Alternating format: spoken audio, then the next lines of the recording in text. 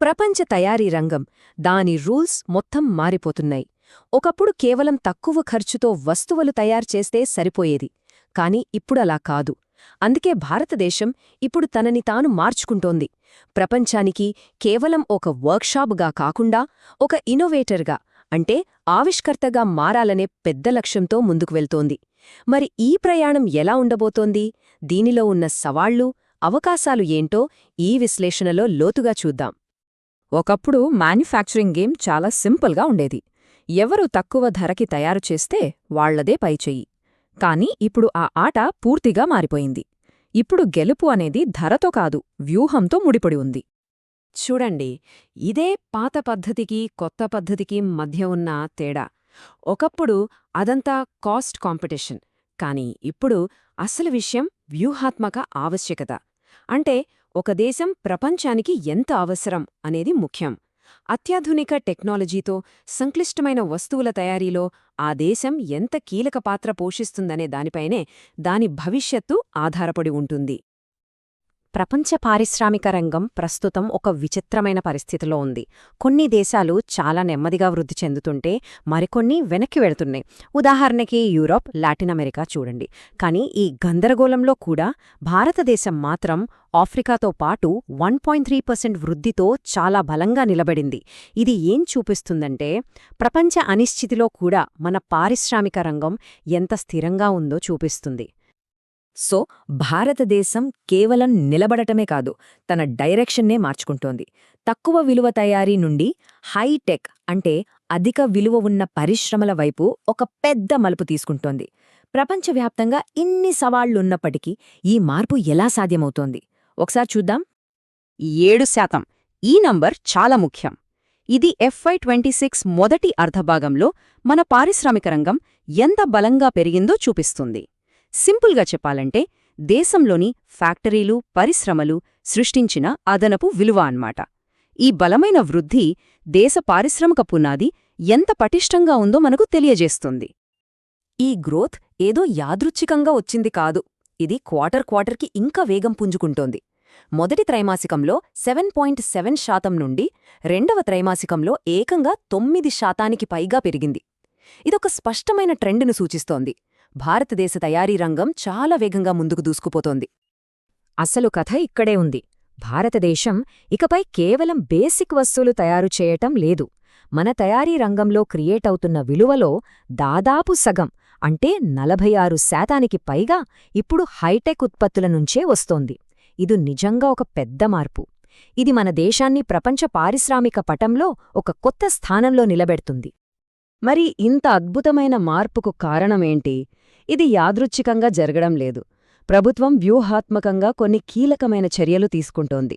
ఈ పారిశ్రామిక విప్లవాన్ని నడిపించడానికి అవసరమైన ఆ టూల్స్ ఏంటో ఇప్పుడు చూద్దాం.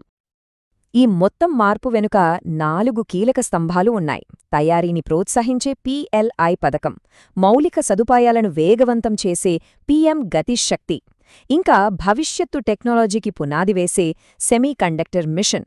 ఇలాంటివన్నీ కలిసికట్టుగా భారతదేశ పారిశ్రామిక భవిష్యత్తును నిర్మిస్తున్నాయి. ఈ పథకాలు కేవలం కాగితాలకే పరిమితం కాలేదు. ఒక్క PLI పథకాన్ని తీసుకుంటే దాని ప్రభావం అద్భుతంగా ఉంది.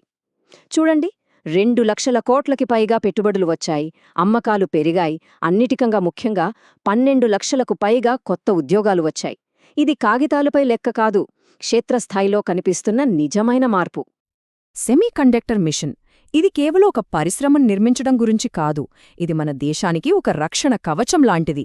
భవిష్యత్తులో గ్లోబల్ సప్లై చైన్స్లో ఏవైనా సమస్యలొచ్చినా మన దేశం ఇబ్బంది పడకుండా టెక్నాలజీ విషయంలో మన కాళ్లపై మనం నిలబడటానికి ఇదొక కీలకమైన ముందడుగన్నమాట. ఇప్పటివరకు మనం వస్తువుల్ని తయారు చేయడం గురించి మాట్లాడుకున్నాం.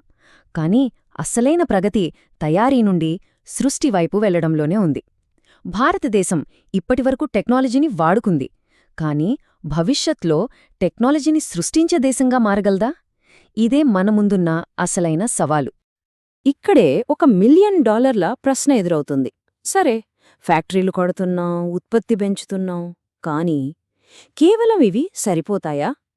భారతదేశం ప్రపంచానికి కొత్త ఐడియాలు ఇచ్చే ఒక ఆవిష్కరణల కేంద్రంగా, ఒక గ్లోబల్ ఇన్నోవేటర్గా మారగలదా? ఈ అడ్డంకిని దాటడమే మన పారిశ్రామిక ప్రయాణంలో అతిపెద్ద సవాలు. ఆ సవాలు ఎంత పెద్దదో ఈ సంఖ్యలు స్పష్టంగా చెబుతాయి.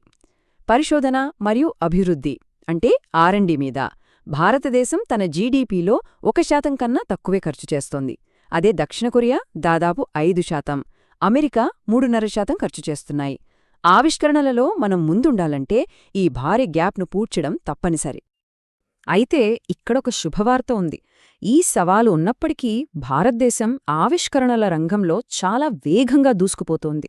గ్లోబల్ ఇన్నోవేషన్ ఇండెక్స్లో కొద్ది సంవత్సరాలలోనే 66వ ర్యాంకు నుండి 38వ ర్యాంకుకు ఎగబాకింది. ఇది మనం సరైన దిశలో ఎంత వేగంగా ప్రయాణిస్తున్నామో చూపిస్తుంది. ఆవిష్కరణలనేవి గాలిలోంచి పుట్టవు కదా, వాటికి చాలా బలమైన పునాది అవసరం. భారతదేశం తన పారిశ్రామిక భవిష్యత్తు కోసం నిర్మిస్తున్న ఆ ఫౌండేషన్ పిల్లర్స్, ఆ స్తంభాలు ఏమిటో ఇప్పుడు వివరంగా చూద్దాం. ఈ మొత్తం ప్లాన్ 5 కీలకమైన అంశాలపై ఆధారపడి ఉంది. 1. వ్యాపారాలు సులభంగా నడిచేలా చేయడం. 2. కొత్త ఆవిష్కరణలను ప్రోత్సహించడం. 3. మన యువతకు సరైన నైపుణ్యాలు అందించడం. 4. వస్తువుల రవాణాను వేగవంతం చేయడం. ఇంకా 5. చిన్న పరిశ్రమలను కూడా ప్రపంచ స్థాయిలో పోటీపడేలా బలోపేతం చేయడం. ఇవన్నీ కలిస్తేనే ఒక బలమైన పారిశ్రామిక వ్యవస్థ ఏర్పడుతుంది. ఈ కోడ్ చూడండి, ఎంత అద్భుతంగా ఉందో! ఆధునిక ప్రపంచం ఎంత సంక్లిష్టంగా ఉంటుందో చెప్పడానికి ఈ పెన్సిల్ ఉదాహరణ చాలు. ఒక చిన్న పెన్సిల్ తయారీకి ప్రపంచవ్యాప్తంగా వేలాది మంది కనెక్ట్ అయి ఉంటారు. అందుకే ప్రతి చిన్న భాగాన్ని కఠినమైన నిబంధనలతో కంట్రోల్ చేయడం అసాధ్యం. సప్లై చైన్స్ వేగానికి ఆటంకం కలగకుండా ఆచరణాత్మకమైన క్వాలిటీ స్టాండర్డ్స్ అవసరం. మనం ఇందాక మౌలిక సదుపాయాల గురించి మాట్లాడుకున్నాం కదా, దాని ఫలితమే ఈ నంబర్. దేశంలో వస్తువులను ఒకచోట నుండి మరొకచోటికి తరలించడానికయ్యే ఖర్చు అంటే లాజిస్టిక్స్ కాస్ట్ ఇప్పుడు జీడీపీలో 8% కన్నా తక్కువకు పడిపోయింది.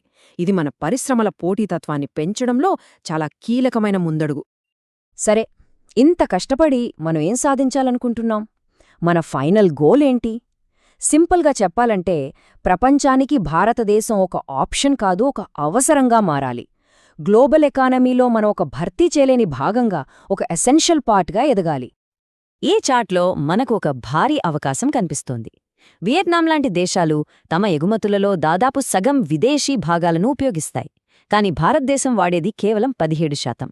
దీని అర్థమేంటంటే మనం గ్లోబల్ సప్లై చైన్స్తో ఇంకా బలంగా ఇంటిగ్రేట్ అయితే మన ఎగుమతులను ఊహించని స్థాయిలో పెంచుకునే అవకాశముంది. చివరిగా ఒక ప్రశ్నతో ముగిద్దాం. భారతదేశం తీసుకుంటున్న ఈ భారీ అడుగులు, ఈ పారిశ్రామిక ప్రగతి భవిష్యత్తులో మన దేశాన్ని ప్రపంచానికి ఒక తప్పనిసరి, ఒక అనివార్యమైన పారిశ్రామిక భాగస్వామిగా మార్చగలవా? దీనికి కాలమే సమాధానం చెప్పాలి.